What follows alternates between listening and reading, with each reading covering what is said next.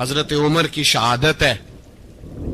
یہودی بول اٹھا, کافر بول اٹھا, اگر 6 مہینے عمر دنیا میں اور رہتے تو دنیا میں کوئی کافر موجود نہ ہوتا. 6 مہینے. اور جب اس بطل جلیل کا جنازہ اٹھا, اللہ بخاری پڑھیے نا, اللہم ارزقنا شہادتا فی سبیلک, اللہ بسترے کی موت نہ دینا, شہادت کی دینا. عمر شہید ہوئے, مسجد نبوی میں نماز پڑھاتے, اور جب جنازہ اٹھا تو مدینے کا پھر پیچھے جو دلیر بچے وہ مولا علی تھے. مولا علی, جناب عمر کا جنازہ اٹھا تو سب سے پہلی ہائے جو نکلی وہ حضرت علی کی زبان سے نکلی, اور حضرت علی کی ساری داڑھی آنسوؤں سے بھر گئی. لوگوں نے کہا کہ علی کیا ہوا؟ فرمانے لگے تم دیکھ نہیں رہے جنازہ کس کا اٹھا ہے, پلٹ کے دیکھو تو صحیح, تم پتہ نہیں یہ کون گیا ہے. کہ حضور کیا ہوا؟ آپ فرمانے لگے عمر اس طرح کے کام کر کے گیا ہے, اب ان کے رستوں پہ کون چلے گا؟ کون اس کے جگر راہ وفا میں نقش ایسے چھوڑ آیا ہوں, میں جس منزل سے گزرا ہوں وہ اب تک یاد کرتی ہے. حضرت علی حضرت عمر کے جنازے پہ کھڑے ہو کے کہتے ہیں اللہ مجھے اس طرح کے عمل کرنے کی توفیق دے جس طرح کے عمر کر کے گیا. میرے بھائی, بطل عزیز, بطل حریت حضرت عمر رضی اللہ تعالیٰ عنہ, جو اپنی زندگی انقلاب والی گزار کے گئے. عمر جب دنیا سے گئے تو 80 دینار کا قرضہ تھا, 22 لاکھ مربع میل کا حکمران, اور اپنے بیٹے سے کہنے لگے بیٹے کوشش کرنا تیرے خاندان والے مل کے میرا قرضہ اتار دے, میری قبر پہ بوجھ نہ رہے, اور اگر خاندان والے مدد نہ کریں تو میرے دوستوں سے بات کرنا, وہ مدد نہ کریں تو پھر علی سے بات کرنا. ان کا پیار آپس میں اتنا, اور تو اختلاف ثابت کر رہا ہے. 80 دینار کا قرضہ چھوڑ کر حضرت عمر دنیا سے گئے, اور جاتی دفعہ کہہ گئے میرے بعد میرے بچوں کو حکومت کے مشورے میں بھی شامل نہ کرنا, حکومت کے مشورے میں بھی میری اولاد شامل نہ ہو. اتنا بڑا شخص اتنا بڑا رنگ دے کے 1 محرم کو جب عمر فاروق کا وصال ہوا تو بیٹے سے کہنے لگے اماں عائشہ سے جا کے کہو میرا بھی نبی پاک کے روزے میں دفن ہونے کو دل کرتا ہے. ایک قبر کی جگہ ہے اماں جی نے اپنے لیے رکھی ہے, بخاری ہے بخاری. حضرت عائشہ کے پاس صاحبزادے گئے, کہنے لگے اماں جی عمر کو زخم لگ گیا ہے, حالت بڑی پریشانی والی ہے. وہ کہتے ہیں اگر اماں اجازت دیں. سید عائشہ رو پڑی, فرمانے لگی کہ اپنی قبر کی جگہ تو نہیں نہ کسی کو دیتا, پر عمر نے کمال ہی بڑا کیا. اسے کہو جاؤ گنبد خضرا میں قیامت تک جو مصطفیٰ پہ اور ابو بکر پہ سلام پڑے گا وہ تجھ پہ بھی سلام پڑھ کے جائے گا, جاؤ میں نے جگہ دی. اعلیٰ حضرت فاضل بریلوی رحمت اللہ علیہ فرماتے ہیں وہ عمر جس کے آداب شیدہ شکر, اس خدا دوست حضرت پہ لاکھوں سلام, اس خدا دوست حضرت پہ.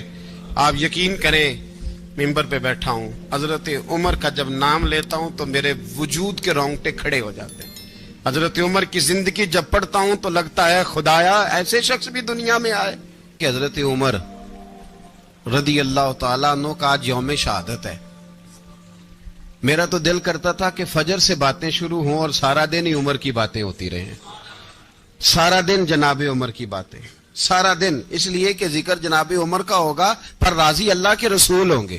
میرے رسول پاک علیہ السلام سب کے لیے ہی دعا مانگتے ہیں نا, حضور کی دعا عام ہے, لیکن مصطفیٰ کریم نے کعبے کا غلاف تھام لیا اور غلاف کعبہ کو حضور نے سینے سے لپٹایا اور سینے سے چمٹا کے کہا اللہ میں نے تو کبھی سوال ہی زیادہ نہیں کیے, میں کرنے آیا ہوں مجھے عمر دے دے, عمر دے دے. حضور نے مانگ کے لیا. اور پھر جب جس کو حضور مانگے اللہ سے, حضرت عوف بن مالک اشجعی ایک صحابی ہیں, حضرت عوف بن مالک رضی اللہ تعالیٰ عنہ فرماتے ہیں کہ جناب ابو بکر صدیق کا زمانہ تھا تو میں نے خواب دیکھا, میں نے خواب میں جناب عمر کو دیکھا, اور میں نے دیکھا کہ کوئی کہنے والا کہہ رہا ہے کہ عمر وہ ہے کہ اللہ کے رستے میں کوئی اسے جتنا مرضی برا بھلا کہے یہ پرواہ نہیں کرتا. کس کے رستے میں؟ بولے سارے. اس کا مطلب ہے اللہ کے رستے میں لوگ برا بھلا بھی.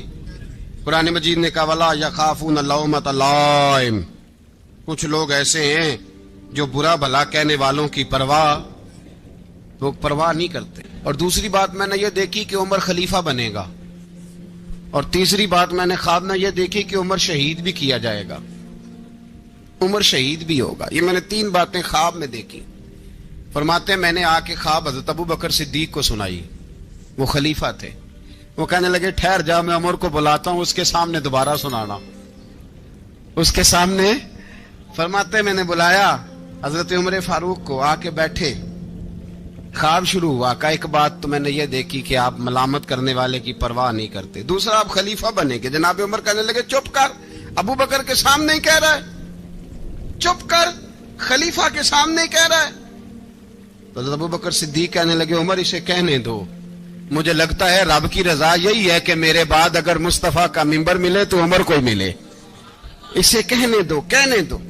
حضرت عمر رضی اللہ تعالیٰ عنہ کو تیسری بات کہی۔ حضرت عوف بن مالک نے کہا آپ شہید کیے جائیں گے، میں نے خواب دیکھی ہے۔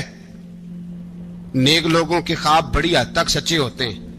کہا میں نے خواب دیکھی ہے۔ تو حضرت عمر کہنے لگے شہید تو دلیر لوگ ہوتے ہیں، شہید تو دلیر، جسے سارا زمانہ دلیر کہہ رہا ہے وہ اپنے بارے میں کیا کہہ رہا ہے؟ کہتے ہیں شہید تو دلیر، میں تو کاہل سا آدمی ہوں، سست آدمی ہوں، میں تو اتنا کام ہی نہیں کرتا، تو یہ خواب تو نے جو دیکھا ہے نا پھر سے دیکھنا۔ تو ابو بکر صدیق فرمانے لگے عاجزی نہ کر، انکساری نہ کر، تو جو کہہ رہا ہے ٹھیک کہہ رہا ہے، لیکن مجھے سن کے شکر بھی ہوا ہے اور افسوس بھی ہوا ہے۔ افسوس اس بات کا کہ تیرے جیسا بطل عظیم چلا جائے گا، اور شکر اس بات کا کہ رب تجھے زندگی بھی اعزاز والی دے گا، اور شہادت کی موت دے کے اللہ تجھے موت بھی عزت والی عطا فرمائے گا۔ اللہ موت بھی تجھے عزت والی دے گا، تجھے کاہلوں جیسی موت اللہ۔ حضرت فاروق اعظم رضی اللہ، او بھائی یہاں تو اس زمانے کا سب سے بڑا مسئلہ پروٹوکول ہے۔ ہم چھوٹے طبقے سے لے کر بڑے سارے پروٹوکول کے قائل ہیں، پر حضرت عمر رضی اللہ تعالی، حضرت عمر کی سادگی اور پھر جناب عمر کی عاجزی، جب انسان اپنے اوپر سوار کر لیتا ہے نا، سوار کر لیتا ہے، میں بدکار پرانا خادم، کسے در ملی نٹ ہوئی، تے واصف یار نے نظر جو کیتی تے واصف ہی ہو۔ میں اکثر سوچتا ہوں حضور نے جہاں بھی کہا نا، فرمایا میرے بعد نبی ہوتے تو خطاب کے بیٹے عمر ہوتے۔ حضور نے فرمایا عمر جس رستے سے جاتا ہے شیطان وہ رستہ بدل جاتا ہے۔ نبی پاک صلی اللہ علیہ وسلم نے فرمایا میرا عمر وہ ہے کہ اس کی زبان پر حق جاری ہے۔ حضور علیہ الصلوۃ والسلام نے فرمایا 950 سال حضرت جبریل میرے عمر کی شان بیان کریں تو ان کی عظمت ختم نہیں ہوتی۔ 950 سال جبریل عظمت بیان کرے تو ختم نہیں ہوتی۔ یہ بات ہے حضرت عمر کی، اور فرمایا عمر ابو بکر کی نیکیوں میں سے ایک نیکی ہے، یہ شان ہے اب عمر فاروق رضی اللہ تعالیٰ عنہ کی۔ حضور نے فرمایا میرے بعد نبی ہوتے تو عمر ہوتے، جس گلی سے عمر آئے شیطان رستہ بدل جائے۔ میرے عمر فاروق کی شان 950 سال بیان ہو تو ختم نہ ہو۔ عمر کی زبان پر اللہ حق بیان کرتا ہے، جو عمر کہتا ہے وہی رب کر دیتا ہے۔ حضور ساری زندگی فضیلتیں بیان کرتے رہے، عمر جواب میں کیا کہتے ہیں؟ کوئی بتائے نا کہ یہ والی حدیثیں کبھی عمر نے بھی روایت کی ہوں کہ حضور نے میرے بارے میں یہ کہا ہے۔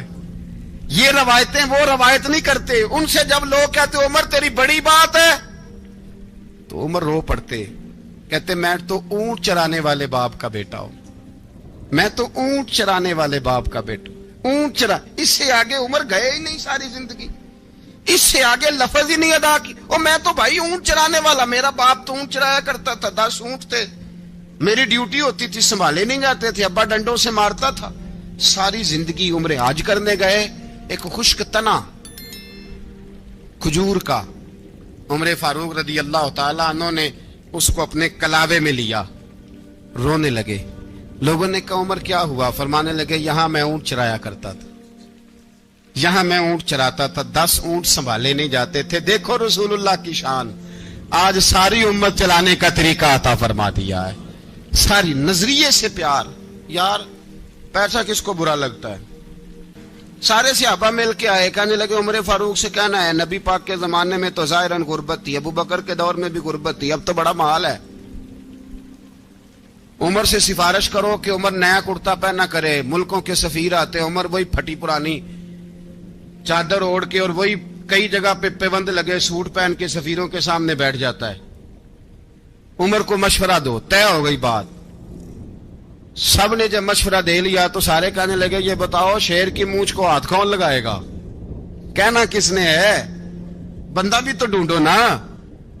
نے کہا جناب میرا یہ خیال ہے کہ مولا علی شیر خدا کہیں گے, کیونکہ جس شخص کی عمر کو سب سے زیادہ حیا کرتے دیکھا وہ شیر خدا مولا علی ہے رضی اللہ تعالی علی کہیں گے. اس لیے کہ جناب علی تو کئی دفعہ جب گفتگو کرتے تھے تو حضرت عمر چپ کر جاتے تھے اور فرماتے تھے علی نہ ہوتا تو میں ہلاک ہو جاتا. تو کہا علی سے کہو. جناب علی شیر خدا کو بلایا. کس کام کے لیے جی؟ اللہ اکبر. یہ ذرا آپ نے اس دور پہ اس بات کو ذرا کہا جناب ان سے کہیں کہ زیادہ نہیں, ایک کرتا نیا پہن لے. سفیر آتے ہیں, وزیر آتے ہیں تو ایک کرتا نیا پہن لے. حضرت علی کو بلایا. آپ فرمانے لگے کوئی اور بات ہوتی تو میں کہہ دیتا, یہ والی میں نہیں کہہ سکتا. کوئی اور ہوتی تو میں عمر کو کئی دفعہ کہہ دیتا ہوں, جلال میں بھی تو سن, یہ والی میں نہیں کہہ سکتا. میں تمہیں ایک مشورہ دیتا ہوں. کہا وہ کیا؟ کہنے لگے سیدہ عائشہ صدیقہ سے کہو, وہ مومنوں کی ماں ہیں, عمر ٹالے گا نہیں. اماں جی سے جا کے کہا اماں جی نیا کرتا عمر سے کہیں پہن لیں. وزیر آتے ہیں, بڑے بڑے لوگ, تو چلو کوئی حرج نہیں. اماں جی نے کہا اچھا کوئی بات نہیں میں بلا لیتی ہوں. جناب عائشہ نے پیغام بھیجا. جب خادم نے کہا نا مصطفیٰ کے گھر سے پیغام آیا ہے, تو 20 لوگ بیٹھے تھے. عمر کانپتے ہوئے اٹھے, کانپتے دوڑے. حضرت عائشہ پردے میں تھی تو فرماتی ہیں عمر اتحیات کی حالت میں بیٹھ گئے. کہا اماں جی دیر تو نہیں ہو گئی مجھے آنے میں؟ کہا نہیں ٹائم پہ آ گئے ہو. کس لیے بلایا تھا؟ کہا عمر دیکھو غربت کے معاملات اور ہوتے ہیں, جب اللہ آسانی دے تو کوئی چیز استعمال کرنا حرام نہیں ہوتی, اگر حرام ہے تو بتاؤ. کہا نہیں اماں جی حلال ہی ہے. تو فرمایا پھر اتنے سفیر آتے ہیں, مشیر آتے ہیں, اب تو مال غنیمت بڑا آتا ہے, ڈھیر لگ جاتے ہیں مسجد میں, تو چل ایک نیا کرتا تم بھی پہن لیا کرو. اور آپ نیا کرتا پہنو گے تو دھاک بیٹھے گی غیروں پر. تو صحابہ کا مشورہ ہے کہ آپ نیا لباس پہنے. اماں جی کہتی ہے میں نے حکم دیا تو عمر چپ کر گئے, گردن جھک گئی. تھوڑی دیر کے بعد سیدنا عمر فاروق نے سر اٹھایا تو داڑھی پہ آنسو گر رہے تھے, رو پڑے. کہنے لگے پاک محبوب کی پاک بیوی جیسے حکم کرتی ہو میں حاضر ہوں, پر مجھے وہ والا لباس پہنانا جو میرے مصطفیٰ نے پسند فرمایا ہے. اگر یہ رنگ رسول پاک کا ہے تو میں حاضر ہوں, اور اگر نبی پاک کا نہیں تو پھر جیسے آپ حکم کریں. جناب عائشہ کہتے ہیں عمر روئے تو میں زیادہ روئی, میرا پلو بھیگ گیا آنسوؤں سے. میں نے کہا عمر آپ جائیے. عمر یوں نکلے تو جو صحابہ کھڑے تھے وہ کونے میں تھے, سارے آ گئے. کہا اماں جی کیا بناؤ؟ فرمایا بھائی تم سب جو باتیں کہتے ہو وہ اپنی جگہ ٹھیک ہیں, پر عمر جو بات کرتا ہے وہ سب سے زیادہ ٹھیک ہے. عمر جس پہلو پر بات کرتا ہے وہ یار ایسی عاجزی, ایسا رنگ, ایسا انداز, ایسا طرز حیات, ایسی زندگی. اولاد کے معاملے میں لوگ بزدل ہو جاتے ہیں, بزدل. پر حضرت عمر کا بیٹا مصر گیا, وہاں سے کمائی کر کے لایا, تجارت کرنے گیا, لاکھوں کا مال. کون سا باپ ہے دنیا میں جس کا بیٹا باہر سے پیسے لے کے آئے تو ابا تفصیل پوچھے کہ بیٹا کہاں سے کمائے, کہاں سے لایا, کتنے ملے, کیوں آئے؟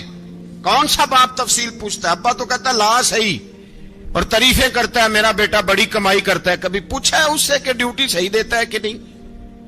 کبھی پوچھا ہے کہ تو ایمانداری کی روزی لاتا ہے کہ حرام کی کماتا ہے؟ یہ باپ کی ذمہ داری ہے, یہ اماں کی ذمہ داری ہے. پھر کہتا ہے بیماری کیسے آ گئی, پریشانی کیسے آ گئی, تو نے کبھی سوال کیا اپنی اولاد سے؟ حضرت عمر فاروق رضی اللہ تعالیٰ عنہ کا بیٹا مصر سے پیسے کما کے لایا تو جناب عمر نے بلایا, فرمایا بیٹے اتنی تو تیرے پاس راس ہی نہیں تھی, تھوڑے سے تو پیسے لے کے گیا تھا, اتنی کمائی کیسے ہو گئی؟ اتنے تو پیسے نہیں تھے صاحب, کہاں سے کمائی لائے؟ اس نے کہا ابا جی وہ جو میرے چچا ہے نا مصر کے گورنر, آپ کے دوست, انہوں نے میری مدد کی ہے. فرمایا جتنے لوگ گئے تھے سب کی ہے مدد اس نے. کہا نہیں صرف میری کی. فرمایا تیری کیوں کی؟ تیری کیوں کی؟ کہا حضور آپ کے دوست ہیں. فرمایا چپ کر حضور انہوں نے مجھے اتنے پیسے دیے, میں نے کاروبار میں ڈالے تو نفع آیا تو میں ان کی رقم دے کے. فرمایا خاموش ہو جا, باقی جتنے لوگ گئے تھے سب کی مدد کی اس نے؟ کہا نہیں حضور صرف میری کی. فرمایا اس نے تیری مدد نہیں کی, اس نے خلیفہ کے بیٹے کی مدد کی, اس لیے کہ وہ خلیفہ کو اپنے حق میں نرم کر سکے. فرمایا آدھا مال تیرا ہے, آدھا مال غنیمت کا ہے, مال خزانہ کا ہے, مسلمانوں کا ہے, اس لیے کہ تو جو وہاں سے مال کما کے لایا ہے وہ اپنے باپ کے خلیفہ ہونے کی وجہ سے کما کے لایا ہے, لہذا رکھ ادھر. یہاں کہتے ہیں کدھر سے آیا, کیسے آیا, کون سا حساب دیں, کیا کریں؟ او بھائی حضرت عمر رضی اللہ تعالیٰ عنہ کا اپنی اولاد کے بارے میں یہ رنگ ہے. ایک جنگ سے نا خوشبو آئی, خوشبو بڑی مہنگی ہوتی تھی, عرب میں خوشبو آج بھی بڑی مہنگی ہے, وہ زیادہ استعمال کرتے ہیں. میری باتوں کی سمجھ آ رہی ہے میرے بھائیوں؟ بڑی مہنگی خوشبو تھی. جب وہ خوشبو آئی تو حضرت عمر نے کہا, گھر میں پہلے پہنچی حضرت عمر کے, چونکہ زیادہ عورتیں استعمال کرتی تھی گھر کے اندر خوشبو, مرد بھی لگاتے تھے. حضرت عمر نے اپنی بیوی سے کہا, آپ کی زوجہ تو تھی وہ بڑی خوشبو کو پسند کرتی. حضرت عمر نے اپنی زوجہ سے کہا کہ خوشبو لاؤ, میں نے ایک عورت کی ڈیوٹی لگائی ہے, وہ خوشبو تول تول کے نا تو بھائیسا برابر صحابہ میں بانٹ دے گی. تو آپ کی زوجہ کہنے لگی کسی بی بی کی ڈیوٹی لگانے کی کیا ضرورت تھی, میں جو موجود تھی میں بانٹ دیتی ہوں تول کے بھائیسا برابر. آپ نے فرمایا نہیں تو رہنے دے, وہ فلانی بی بی بانٹے گی. کہا حضور میں نے بھی بانٹنی ہے, میرے پہ کچھ حق ہے؟ آپ نے فرمایا نہیں تو تفصیل نہ پوچھ, تو خوشبو دے دے کوئی اور بانٹے گی. خاتون خانہ تھی نا, کہنے لگی نہیں مجھے بھی آج آپ کو بتانا ہی پڑے گا کہ کوئی جو بانٹ سکتی ہے تو میں کیوں نہیں بانٹ سکتی. زوجہ کہتی عمر نے بات کی تو میری چیخیں نکل گئیں. حضرت عمر فرمانے لگے جب تو خوشبو بانٹے گی نا تیرے ہاتھوں کو بھی لگے گی, تیرے دوپٹوں کو بھی لگ جائے گی. اگر رب کریم نے مجھ سے سوال پوچھا کہ عمر خوشبو تو مسلمانوں کی تھی, تیری بیوی کے دوپٹے کو کیوں لگ گئی, تو میں اللہ کے حضور کیا جواب دوں گا؟ اگر اللہ نے یہ سوال کیا کہ تیری بیوی نے کیوں لگائی, وہ تو حصہ تھا مسلمانوں کا, تو نے تیری بیوی نے کیوں لگائی؟ تو فرمایا میں نہیں چاہتا کہ اللہ کے حضور مجھے اور تجھے باز پرس ہو, لہذا کسی اور کو بانٹنے دے. زوجہ روئی اور تڑپ کے کہنے لگی عمر مجھے لگتا ہے صبح قیامت بھی تیری بیوی ہونے کی وجہ سے اللہ مجھے جنت عطا فرما دے گا, تیری زوجہ ہونے کی برکت سے. بھائی یہ معیار رکھا, خدا کی قسم ایسا شخص تاریخ میں دوبارہ نہیں آیا. اتنا بڑا آدمی, اتنا بڑا شخص, اتنا بڑا آدمی, اور پھر رنگ یہ ہے کہ عمر 22 لاکھ مربع میل کا حکمران, 22 لاکھ, اور کھجور کے درخت کے نیچے مٹی کا ڈھیلا لے کے سو گئے ہیں, پرواہ کوئی نہیں, کوئی مسئلہ ہی نہیں. 2 غلام ساتھ بیٹھے تو ایک روٹی حضرت عمر نے گھر سے منگوائی, تھوڑا سا سرکہ, تو غلام کہنے لگے ہم نے بھی کھانی ہے. فرمایا کوئی حرج نہیں, روٹی کو پیٹ بھر کے کھانا ضروری تو نہیں, 3 حصوں میں بانٹ لیتے ہیں. ایک آدمی آیا ہوا تھا مصر کا رہنے والا ملنے کے لیے, اس نے پوچھا عمر کدھر ہے, تو کہا وہ ادھر جاؤ مسجد میں بیٹھے ہوں گے. اور واپس آیا تو کہنے لگا وہاں تو 3 غلام بیٹھے ہیں, ایک روٹی بانٹ بانٹ کے کھا رہے ہیں, لگتا ہے کئی دنوں سے روٹی نہیں ملی. کہا 3 غلام تو کوئی نہیں, وہاں 2 ہی تھے, تیسرے تو امیر المومنین تھے. اس نے کہا نہیں نہیں 3 غلام ہیں, کپڑے بھی ایک طرح کے پہنے ہوئے, بلکہ 2 کے تو پھر صحیح ہیں, تیسرے کے تو زیادہ ماڑے ہیں. کپڑے بھی ایک طرح کے, کھانا پینا بھی ایک طرح کا, اور ان کا نشست برخاست بھی ایک طرح کی ہے, لہذا کوئی فرق نہیں.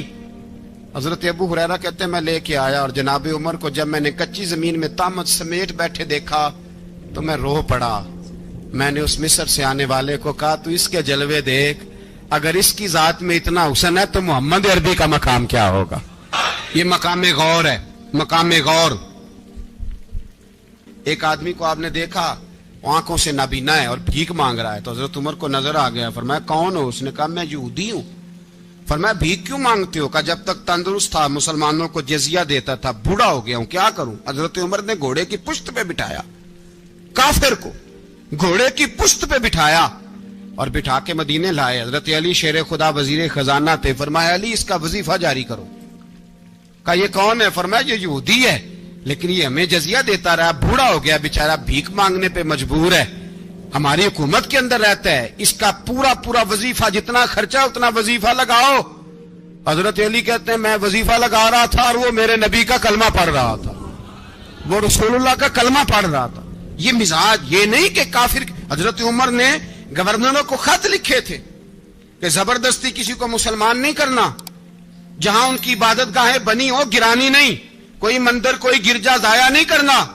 بات دور نکل جائے گی، اور میں اپنے مضمون پہ رہتا ہوں۔ اہل بیت کا پیار اگر سکھایا ہے تو جناب عمر نے سکھایا ہے رضی اللہ تعالی عنہ۔ امام حسن ملنے، آپ یقین کریں میں جب اس واقعہ کو پڑھتا ہوں تو میرا دل جھوم جاتا ہے۔ میں کہتا ہوں یار ڈاڈا ہونا اپنی جگہ پہ، عشق ہونا اپنی جگہ پہ، انسان کا باوقار ہونا اپنی جگہ، جہاں کھڑے ہونا تھا وہاں یہ کھڑے ہوتے تھے، اور جہاں جھکنا تھا وہاں یہ